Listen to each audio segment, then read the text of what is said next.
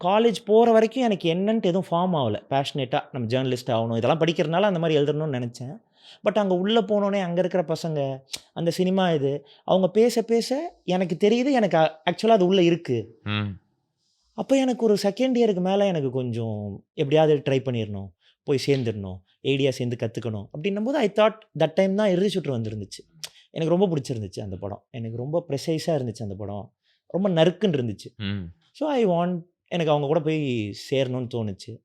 I somehow I don't remember through some PROs or friend of friends I got her number. I just randomly texted her. நான் வந்துட்டு message பண்ணேன் அவங்களுக்கு. Message பண்ண உடனே இந்த மாரி உங்கள்ட்ட சேரணும். So and so, so and so என்ன பண்ணணும்? அப்படின்ட்டு நான் கேட்டேன். எனக்கு தெரியல. ம்.